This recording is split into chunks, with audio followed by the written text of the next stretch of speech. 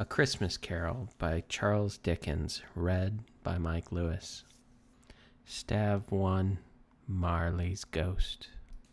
Part 2. You wish to be anonymous? I wish to be left alone, said Scrooge. Since you ask me what I wish, gentlemen, that is my answer. I don't make merry myself at Christmas, and I can't afford to make idle people merry. I help to support the establishments I have mentioned. They cost me enough, and those who are badly off must go there. Many can't go there, and many would rather die. If they would rather die, said Scrooge, then they had better do it and decrease the surplus population. Besides, excuse me, I don't know that. But you might know it, observed the gentleman. It's not my business, returned Scrooge.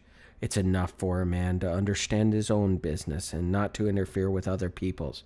Mine occupies me consistently. Good afternoon, gentlemen. Seeing clearly that this would be useless to pursue their point, the gentleman withdrew. Scrooge resumed his labors in an improved opinion of himself, in a more fastidious temper than was usual with him. Meanwhile, the fog and darkness thickened, so that people ran about with flaring lamps, proffering their services to go before horses and carriages and conduct them on their way. The ancient tower of a church, whose gruff old bell was always peeping slyly down at Scrooge out of a Gothic window in the wall, became invisible, and struck the hours and quarter hours with tremulous vibrations afterwards, as its teeth were chattering in its frozen head up there. The cold became intense.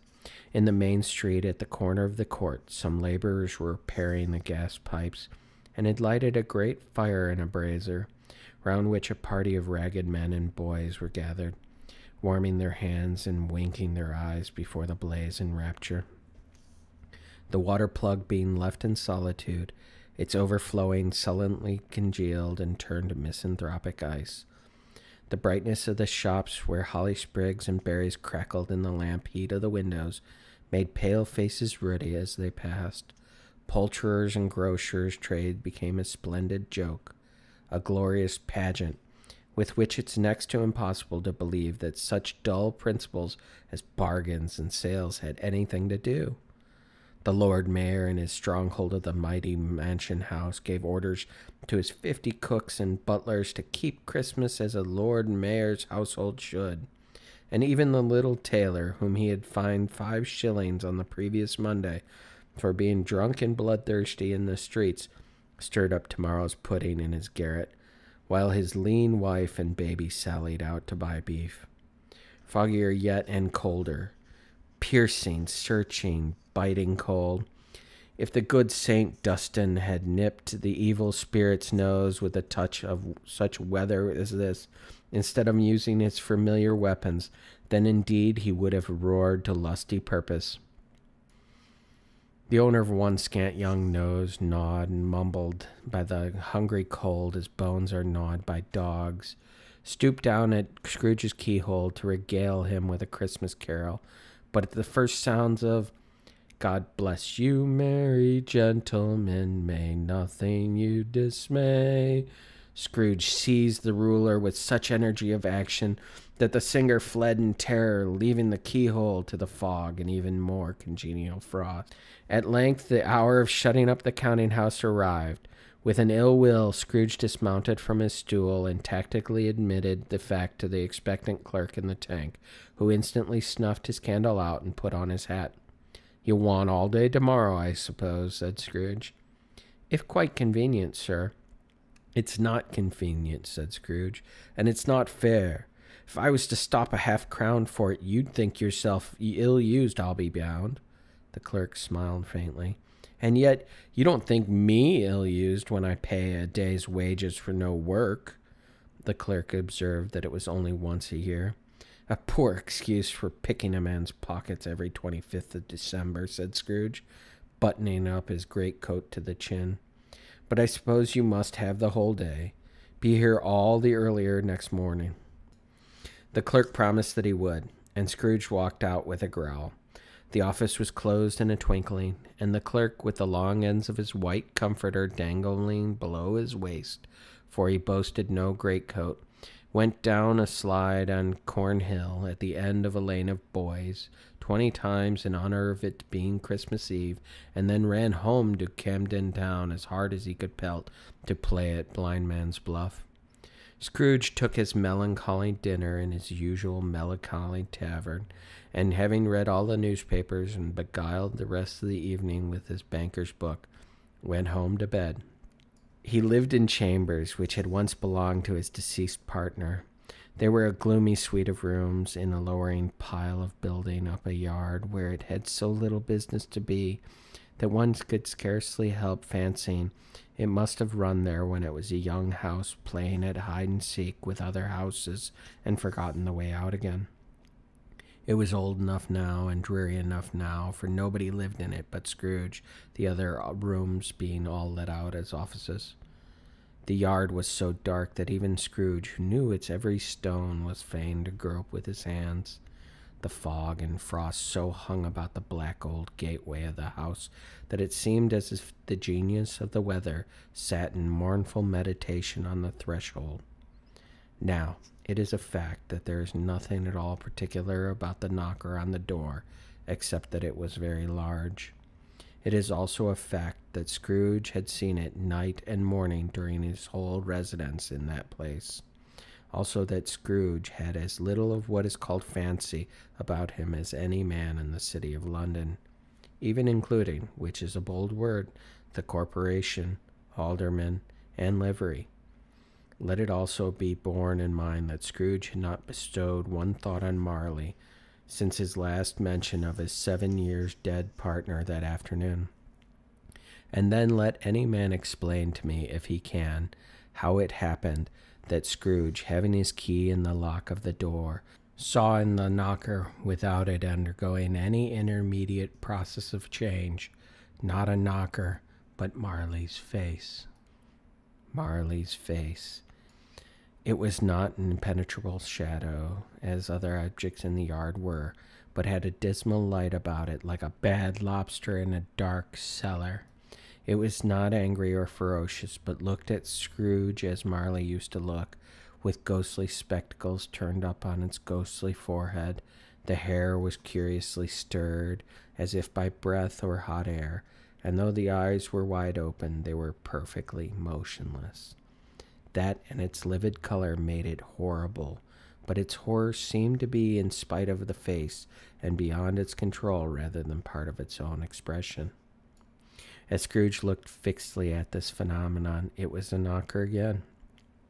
To say that he was not startled, or that his blood was not conscious of a terrible sensation to which it had been a stranger from infancy, would be untrue.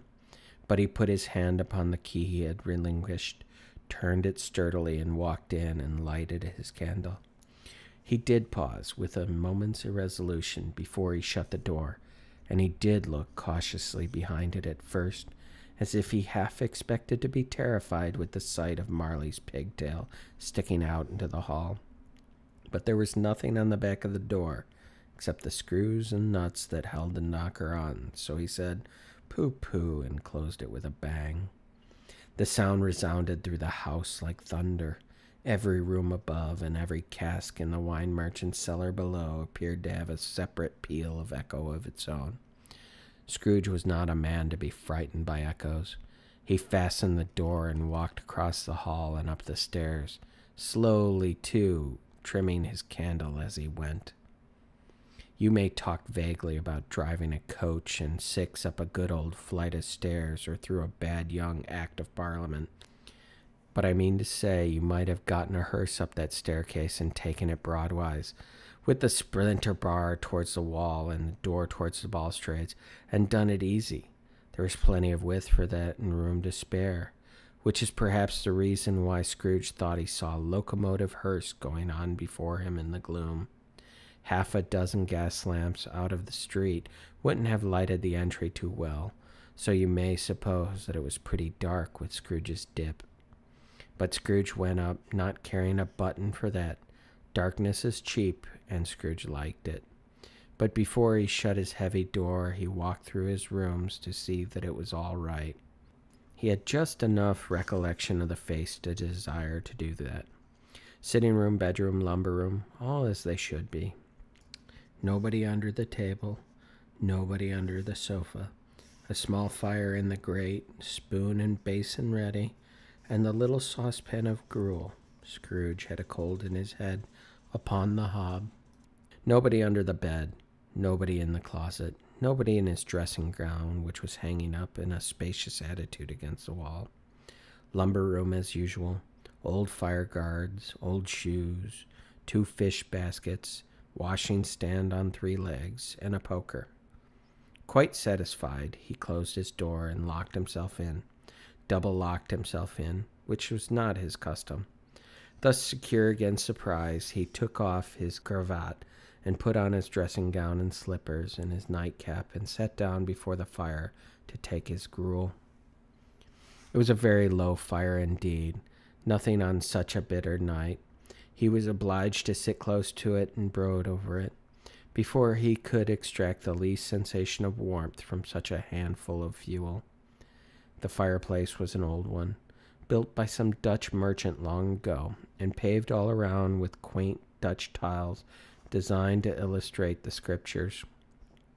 There was Cain's and Abel's, Pharaoh's daughters, the Queen of Sheba, angelic messengers descending through the air on clouds like featherbeds, Abraham, Belshazzar's, apostles putting off to sea in butter boats, hundreds of figures to attract his thoughts, and yet that face of Marley, 7 years dead, came like the ancient prophet's rod and swallowed up the whole. If each smooth tile had been a blanket first, with power to shape some picture on its surface from the disjointed fragments of his thoughts, there would have been a copy of old Marley's head on every one. "Humbug," said Scrooge, and walked across the room. After several turns, he sat down again. As he threw his head back in the chair, his glance happened to rest upon a bell, a disused bell that hung in the room and communicated, for some purpose now forgotten, with a chamber in the highest story of the building. It was with great astonishment, and with a strange, inexplicable dread, that as he looked, he saw the bell begin to swing. It swung so softly in the outset that it scarcely made a sound, but soon it rang out loudly, and so did every bell in the house. This might have lasted half a minute or a minute, but it seemed like an hour. The bells ceased as they had begun together. They were succeeded by the clanking noise, deep down below, as if some person were dragging a heavy chain over the casks in the wine merchant's cellar. Scrooge then remembered to have heard that ghosts in haunted houses were described as dragging chains. The cellar door flew open with a booming sound, and then he heard the noise much louder on the floors below. Then coming up the stairs, then straight towards his door. "It's humbug still," said Scrooge. "I won't believe it."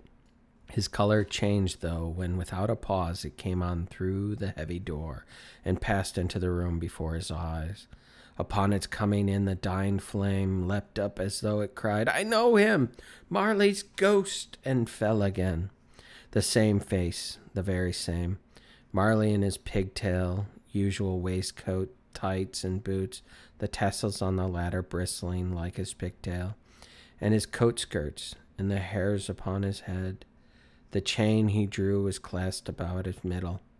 It was long and wound about him like a tail, and it was made, for Scrooge observed it closely, of cash boxes, keys, padlocks, ledgers, deeds, and heavy purses wrought in steel.